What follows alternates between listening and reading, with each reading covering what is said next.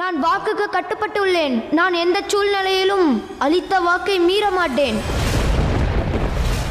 பாரு பாலகா, அப்படி என்றால் உனக்கு ஒரே ஒரு வழிதான் உள்ளது. என்னுடன் யுத்தம் செய்.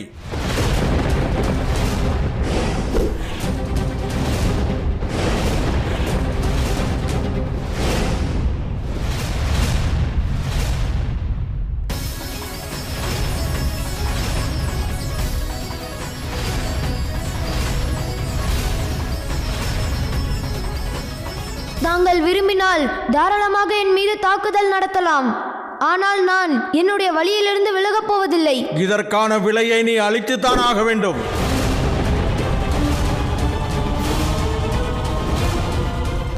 சற்று பொறுங்கள் முனிவரே, இந்த யுத்தத்தினால் எந்த பயனும் இல்லை. தவம் முடிந்து வந்த பிறகு அவர்களை நீங்கள் நிச்சயம் சந்திக்கலாம். மகாதேவரை நான் சந்திப்பது நிச்சயிக்கப்பட்டு விட்டது.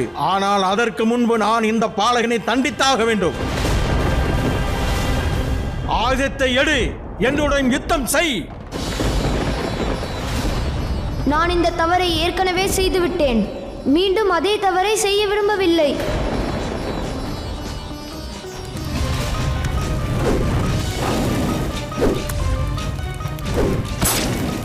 அதே தவறை நான் மீண்டும் செய்தால் அது என்னுடைய குற்றமாகிவிடும் முனிவரே. நான் தங்களிடம் யுத்தம் புரிய போவதில்லை. அதே வேளையில் நான் தங்களை உள்ளே அனுமதிக்கப் போவதில்லை. நான் வாயிலில் நிற்கிறேன். இங்குதான் நிற்பேன். உனது மரணம் உறுதியாகிவிட்டது பாலகா.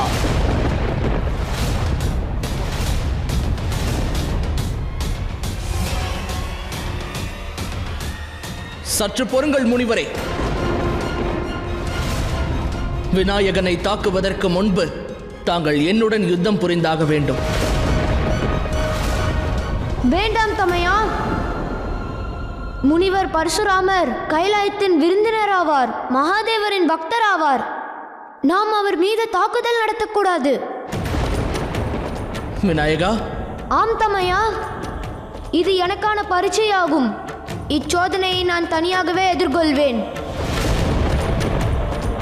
தாங்கள் மீது ஆணையாக கூறுகிறேன், விலகிச் செல்லுங்கள்.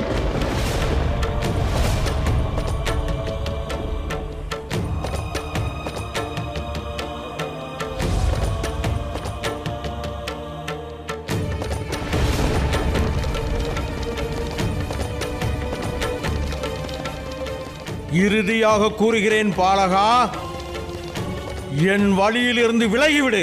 இல்லை என்றால் உன் மீது தாக்குதல் நடத்துவேன். நான் இதற்கான பதிலை ஏற்கனவே கூறிவிட்டேன் முனிவரே. நீ இந்த தண்டனையை பெறுவதற்கு தகுதியானவன்தான்.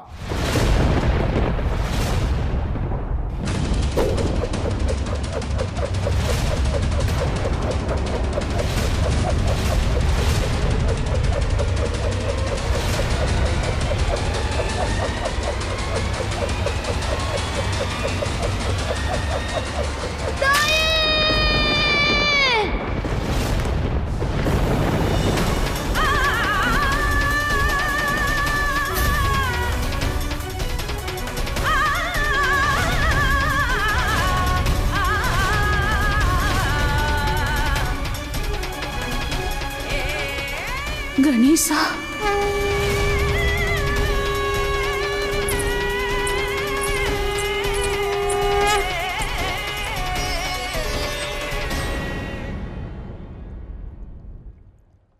மகனே. விநாயகா, மகனே. கணேசா, தாயே. கார்த்திகேயா, நீ இருக்கையில் விநாயகனுக்கு ஏன் இந்த நிலைமை ஏற்பட்டது? தாயே, நான் கணேசனை காப்பதற்கு முயற்சி செய்தேன். ஆனால் அவன் என் மீது ஆணையிட்டு தடுத்து விட்டான்.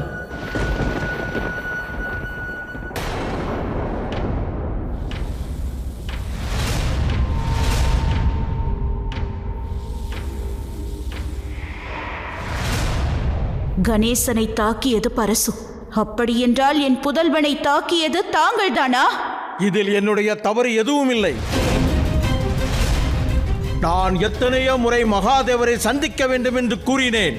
ஆனால் இவன் என்னுடைய பாதையை தடுத்து விட்டான். என்னை தீண்டி என் புனிதத்தை கெடுத்து விட்டான். அதற்கான தண்டனையை தான் இவன் அனுபவிக்கிறான். போதும் முனிவரே, போதும் முனிவரே, போதும் முனிவரே, போதும் முனிவரே, போதும் முனிவரே. இவன் ஒன்றும் சாதாரண பாலகன் அல்ல. இவன் என்னுடைய புதல்வன், மகாதேவர் மற்றும் பார்வதியின் மைந்தனாவார்.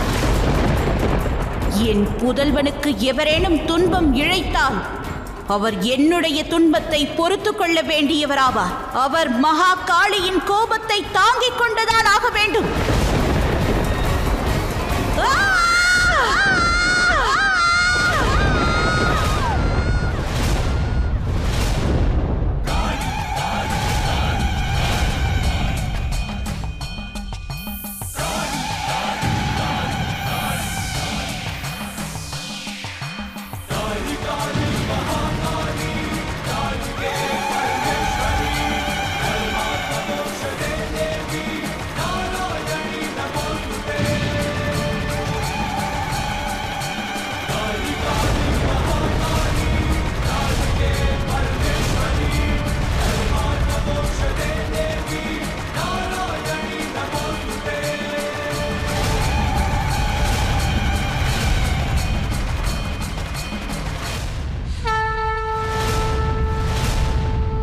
பரசுராமரை தாக்கிவிட்டால் பிரளயமே ஏற்பட்டுவிடும். இந்த பாலகன் வாக்கிற்கு கட்டுப்பட்டவன் என்று தங்களிடம் கூறவில்லையா? தன் பெற்றோருக்கு அளித்த வாக்கை காப்பாற்றத்தான் தங்களை தடுத்தான் என்று கூறவில்லையா? பதில் கூறுங்கள் முனிவரே. விநாயகன் தங்களிடம் கூறினானா இல்லையா? கூறினான். ஆனால் இருந்தும் தன் தாய்க்கும் தந்தைக்கும் அளித்த வாக்கை காப்பாற்றிக் கொண்டே கைலாயத்திற்கு விருந்தினராக வந்த தங்களையும் அவமானப்படுத்தாமல் மரியாதையுடன் நடந்து கொண்ட பாலகனை தாக்கியுள்ளீர்கள். இதற்கு எந்த மன்னிப்பும் கிடையாது முனிவரே.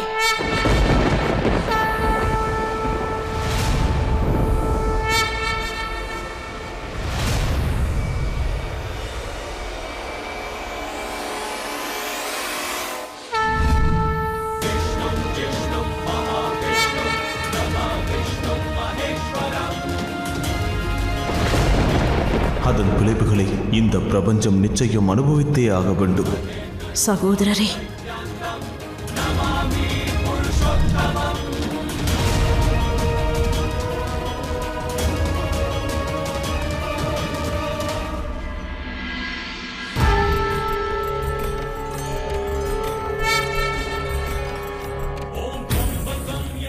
ஆம் கௌரி, பரசுராமர் நாராயணரின் அவதாரம் ஆவார். தெய்வீக ஒளி பொருந்திய இவரை போன்ற ஒருவரின் கோபத்தால் பிரபஞ்சத்துக்கு நிச்சயமாக நன்மையே சேரும்.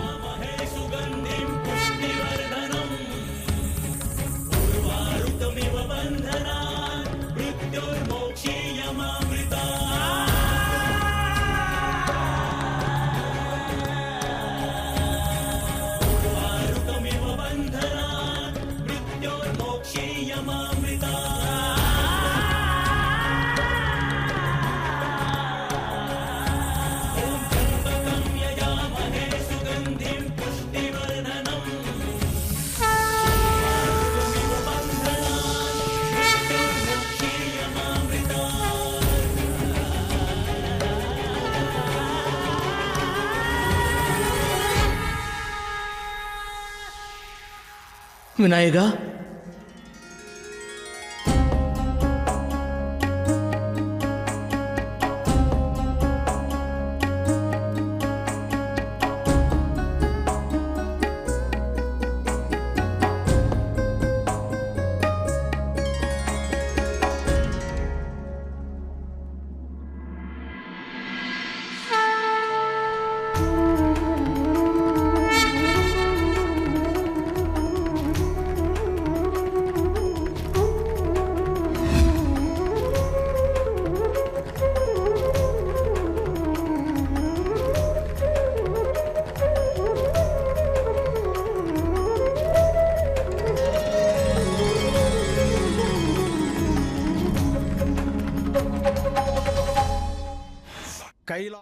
மகனே,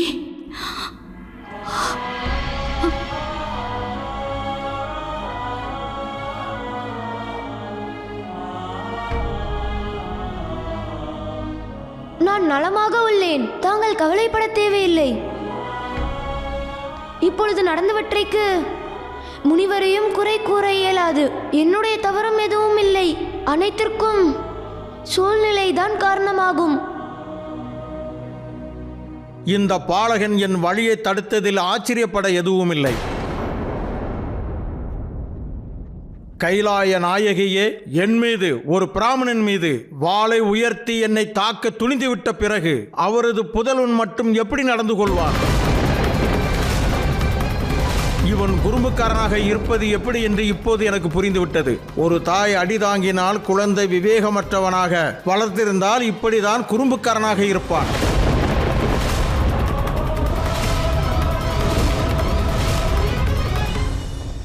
மன்னியுங்கள் முனிவரே, தாங்கள் இப்படி என்னுடைய தாயாரை அவமானப்படுத்துவதை என்னால் பொறுத்து கொள்ள இயலாது. தாங்கள் எது கூறுவதாக இருப்பினும் என்னிடம் கூறுங்கள். எது உண்மையோ அதைத்தான் நான் கூறுகிறேன். தேவர்களும் தங்களை பற்றி உண்மைகளை கூறினால் அதை ஏற்றுக்கொள்ளத்தான் வேண்டும்.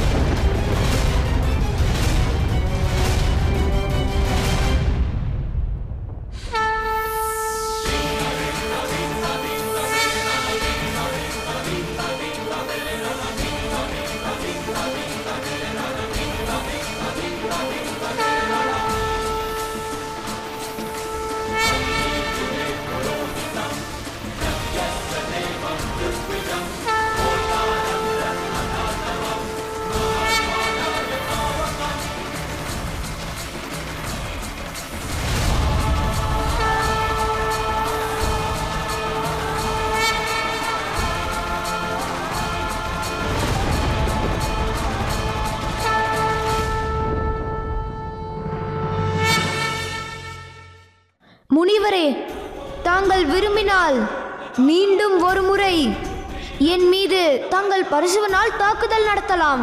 ஆனால் தாங்கள் என் தாயை பற்றி இதற்கு மேலும் ஏதேனும் கூறினால், தாங்கள் யாராக இருப்பினும் சரி, மகா பிராமணனாக இருந்தாலும் சரி, அல்லது முன்மூர்த்திகளின் வடிவமாக இருந்தாலும் சரி, நான் தங்கள் மீது தாக்குதல் நடத்துவதை எவராலும் தடுக்க இயலாது.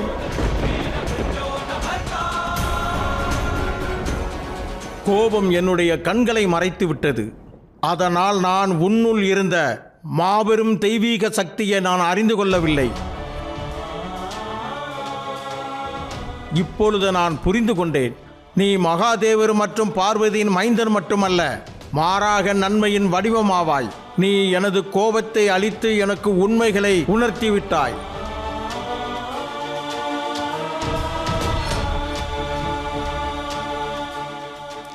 தேவி, என்னால் எனது கோபத்தை கட்டுப்படுத்த முடியவில்லை. என்னுடைய தாக்குதலுக்காக என்னை மன்னித்து விடுங்கள்.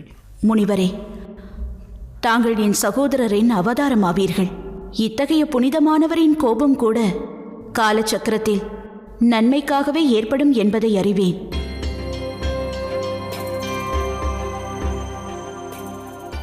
அப்படித்தானே மகாதேவா? ஆம் கௌரி. பரசுராமர் இந்த காலச்சக்கரத்தில் மிகவும் முக்கியமான பங்காற்றியுள்ளார்.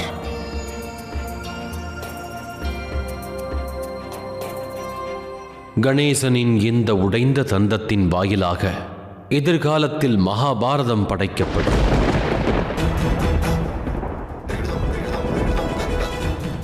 இந்த தாக்குதலின் வாயிலாக அறிவுக் கடவுள் விநாயகன் இப்பிரபஞ்சத்திற்கு மகாபாரதம் என்னும் காவியத்தை அளிப்பான். அச்செயலை தாங்களே முழுமை பெறச் செய்ய வேண்டும் பரசுராமா. உன்னை எண்ணி பெருமைப்படுகிறேன் மகனே. நீ தாய் தந்தைக்கு அளித்த வாக்கை காப்பாற்றிவிட்டாய். அதே வேளையில் பரசுராமருக்கு உனது தந்தை அவர் அளித்த ஆயுதத்தின் மாண்பை காப்பதற்காக நீ முனிவர் நடத்திய தாக்குதலையும் பொறுத்து கொண்டாய். உண்மையிலேயே நீ கருணை நிறைந்தவன், இரக்க குணம் கொண்டவன். ஒற்றை தந்தத்தை உடைத்ததனால் இன்று முதல் உனக்கு மற்றொரு பெயரும் சூட்டப்படுகிறது, ஏகதந்தன்.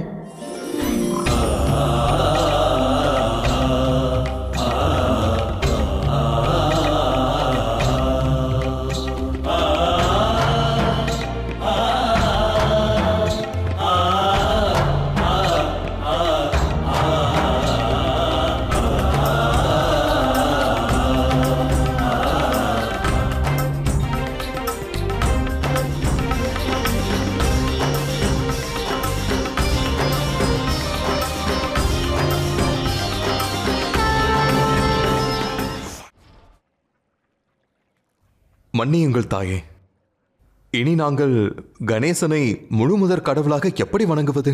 ஏனெனில் இப்படி ஒற்றை தந்தத்துடன் கணேசன் முழுமையை இழந்து விட்டான்.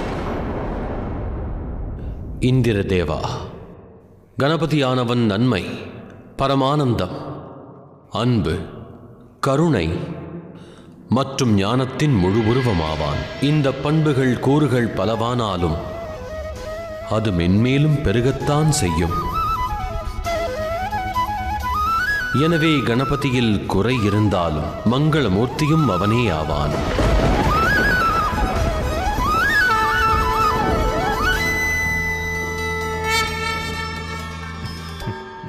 ஆனால் தாயே, எந்த கோபத்தை நான் என் மனதில் உணர்ந்தேனோ அது ஒரு வழியாக முடிவுக்கு வந்துவிட்டது. ஆனால் அந்த தீமை என்னவாயிற்று? அது இப்பொழுதும் என்னை வாட்டிக் கொண்டிருக்கிறது. தேவி, எந்த சமநிலை இல்லை என்று கணபதி உணர்கிறானோ அதற்காகத்தான் நான் மகாதேவரை சந்திக்க வந்தேன். மகாதேவா, வரும் காலம் பிரபஞ்சத்திற்கு துன்பங்களை தரப்போவதை தாங்கள் அறிவீர்கள். அதனால் தான் தாங்களை எச்சரிக்க வந்தேன். இப்பொழுதே நீங்கள் இந்த பிரச்சனையை தீர்த்து விடுங்கள். என்னுடைய உதவி தேவைப்பட்டால் தாங்கள் எப்பொழுதும் என்னை அழைக்கலாம். இப்பொழுது நான் செல்ல எனக்கு அனுமதி அளியுங்கள்.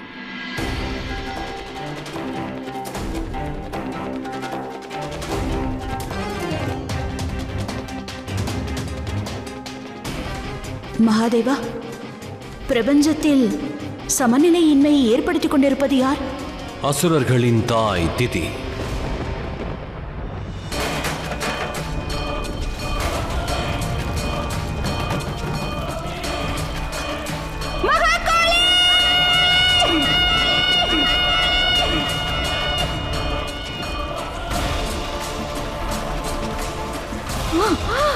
அசுரத்தாய் திதி, அமைதியாகுங்கள். இல்லை அசுர குருவே, அதற்கான காலங்கள் முடிந்துவிட்டது. தேவர்கள் பெரும் தீங்கினை இழைத்து விட்டார்கள்.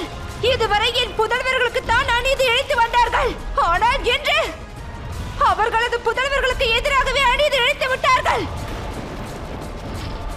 மகாதேவா, மகா காளி, தாங்கள் இருவரும் எப்பொழுதும் கர்ம பலனின் பெயரை கோரி படிப்பினை அழைத்து வந்தீர்கள். இப்பொழுது தயாராகி கொள்ளுங்கள். ஏனெனில் இனி தாங்கள் இருவர் மட்டுமல்ல, மாறாக இந்த பிரபஞ்சம் முழுவதும் தங்களின் கர்மத்திற்கான கர்ம பலனை இந்த பிரபஞ்சம் அனுபவிக்க போகிறது. ஆனால் தந்தையே, அசுரத்தாய் திதி இத்தனை பெரிய பிரபஞ்சத்தில் சமநிலையின்மையை எப்படி ஏற்படுத்தியிருக்கிறார்?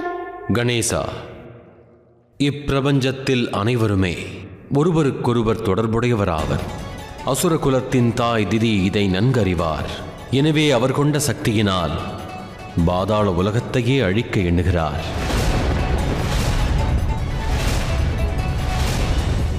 பாதாளத்தின் அழிவின் தாக்கமா? அது மற்ற லோகங்களையும் தாக்குமே. அதனால் நிச்சயமாக பிரபஞ்சத்திலும் சமநிலையின்மை ஏற்படும். ஆம் கௌரி,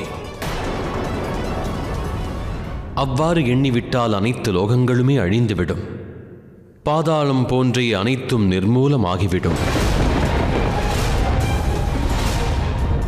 திதி தன்னுடைய பாதாளத்தையே அழிக்க எண்ணிவிட்டாள்.